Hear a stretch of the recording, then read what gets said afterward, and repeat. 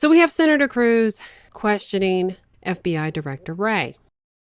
Director Wray, I'm deeply concerned that the FBI and the Department of Justice have become thoroughly politicized. I think this is a problem that began during the Obama administration. I think it metastasized with career officials during the Trump administration, and I think it continues and is even worse today under the Biden administration. I don't believe you personally reflect that politicization, but I think you've been unwilling to root it out and unwilling to hold people accountable for the politicization. I hear regularly from... So you hear that, and a lot of people bristle at that comment. Oh, how could he say he's not corrupt? Well, he's not as rich as Pelosi. That could be our new measure. Depending on how rich they are, tells us how corrupt they are. All that aside, Ted Cruz doesn't seem to be walking the knife's edge with his monologue so far to Wray. He's not looking around shady when he mentions, I don't think you. I mean, he's telling you his truth there. He does not believe Wray is a problem, but he does believe he's a problem in not stopping the corruption, and he's helping it. FBI agents and from professionals at the Department of Justice who are dismayed that our law enforcement has been weaponized and politicized rather than remaining apolitical as it has been for the history of our country. Yesterday, it was reported that Project Veritas had obtained a copy of an FBI training material, which listed various symbols and themes which, in the FBI's estimation, were indicative of, quote, militia violent extremism. Now, these symbols weren't things like the Ku Klux Klan or the Nazi Party, which naturally would be symbols of that, but instead they included, rather astonishingly, patriotic symbols of our nation and our history. Included on this list is the Betsy Ross flag. Now, that's fairly remarkable that the Betsy Ross flag in the FBI's indication is indicative of militia violent extremism, because among other people who have been publicly alongside the Betsy Ross flag, we have President Barack Obama, who was sworn in directly underneath two Betsy Ross flags. But it's not just President Obama. We also have President Biden, who was sworn in under Betsy Ross flags. It's not just the Betsy Ross flag. Also on this list is the Gadsden flag as a symbol of violent extremism. Now, the state of Virginia has a license plate for the Gadsden flag, as do many other states.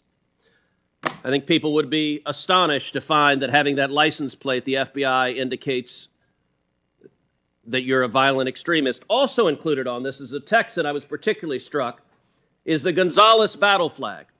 Come and take it.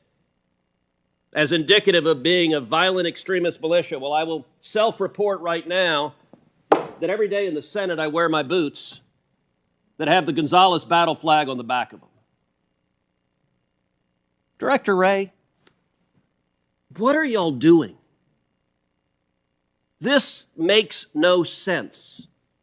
Do you agree with this FBI guidance that the Betsy Ross flag and the Gadsden flag and the Gonzales battle flag are signs of militia violent extremism? Well, Senator, I'm not familiar with the particular document you have behind you, and I'm not in the practice of trying to comment on documents that I haven't recognized, but I will tell you that when we put... So he's gated, but he's not roped off gated. He's not locked gate, let's put it that way. He's just kind of leaning forward, hoping not to trip over his own words.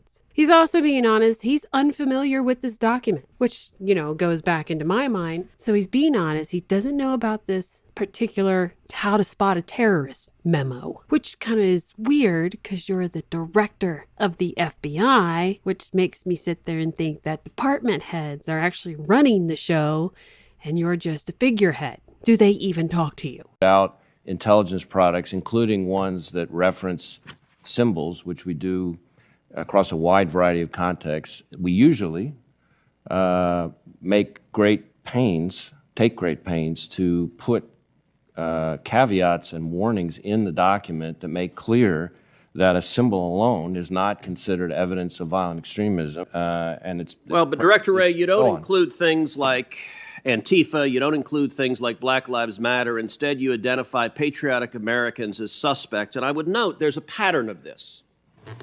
As you're aware, the National Association of School Boards asked the Attorney General to investigate parents as domestic terrorists under the Patriot Act.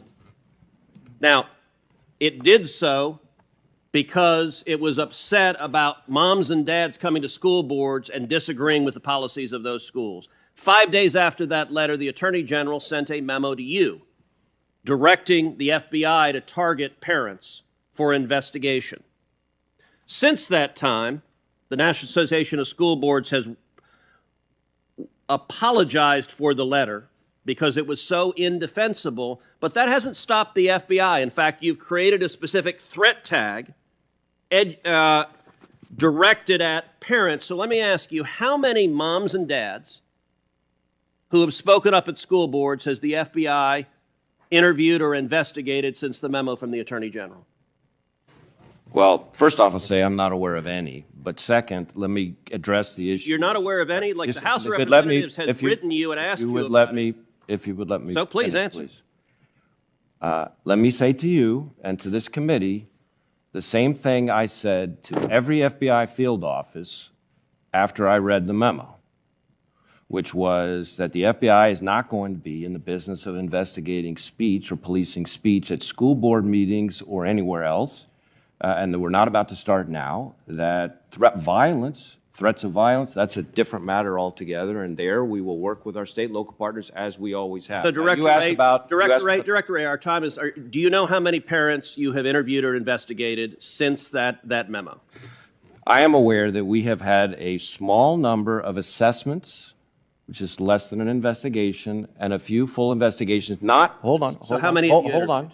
Let me finish. I'm asking a question. Our time is limited. I don't know that. Okay, so he's getting a little bit nervous. And now I let it play because I wanted to see where this went. I wanted to see his mind play this out, which is good in a sense because we see as, I didn't receive a letter, whatever. And he bows down to, I have to say that, yes, I received this memo. Yes, I did read something. So he bows down. It's like, okay, so there's his, I was caught. So he's very forthcoming in his body language when he's corrected to the other person who is correct. So that's actually really good to see coming from someone because we've seen these characters play out before, especially when they're evil. They don't submit. They doggedly keep running their head into that wall until you get tired because they're never going to get tired. And then the rest of this, as he tries to defend what they've been doing or explain it away in a way, you see a lot of movement. You see the hands coming in and out, the other hand coming out and just stopping. Let me finish. It's that tight rope of walking. It doesn't matter if you're a good person, but if you are so weak mentally as to not stand against tyranny, you're just as bad.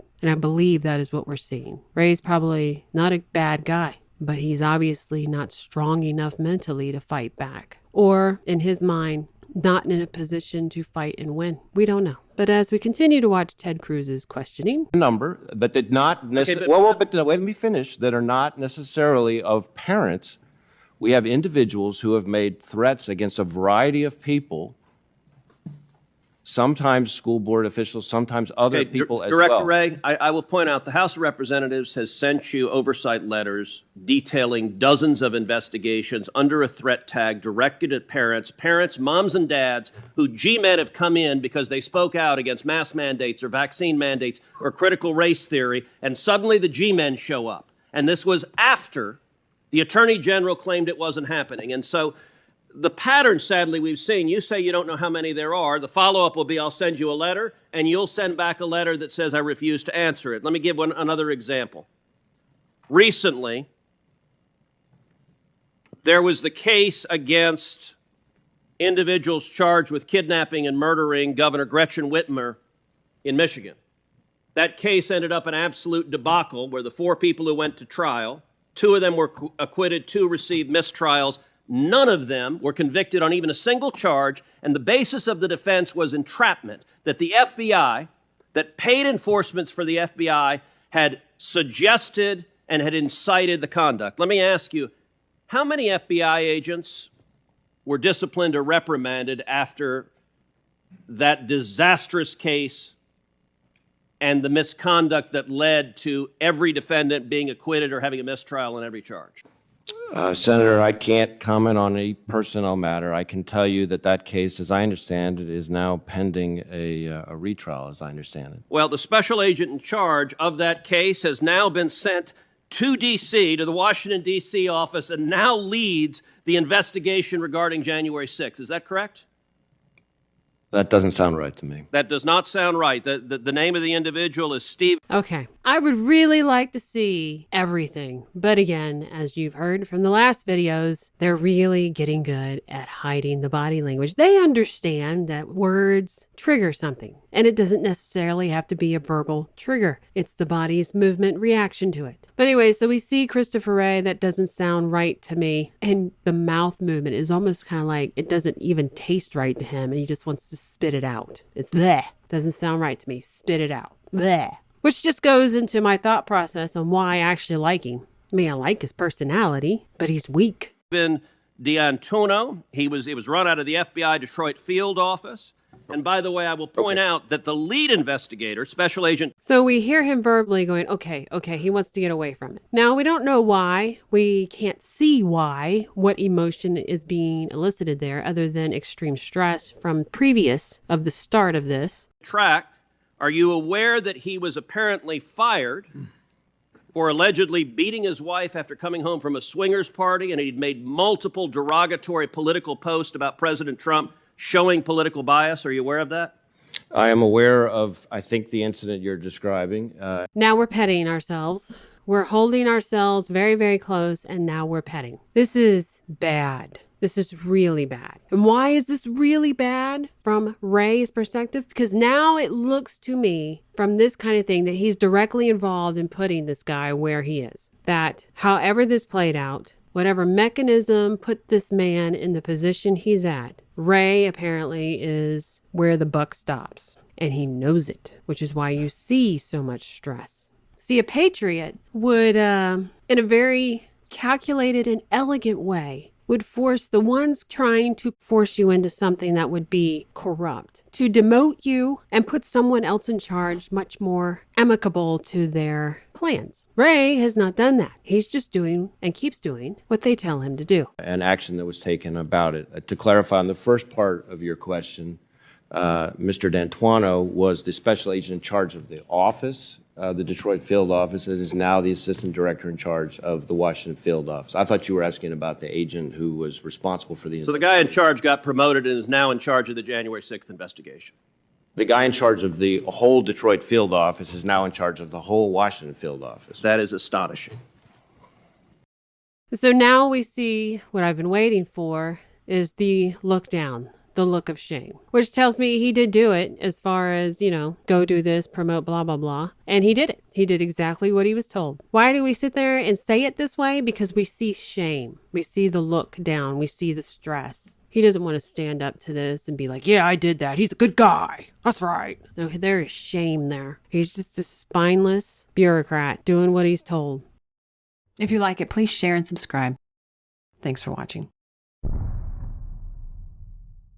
To be notified of all videos that get released, because not all of them can be posted here, in the description is a link to our Telegram channel, and if you subscribe, you'll be notified of every single video, and we don't spam it with anything else other than video releases.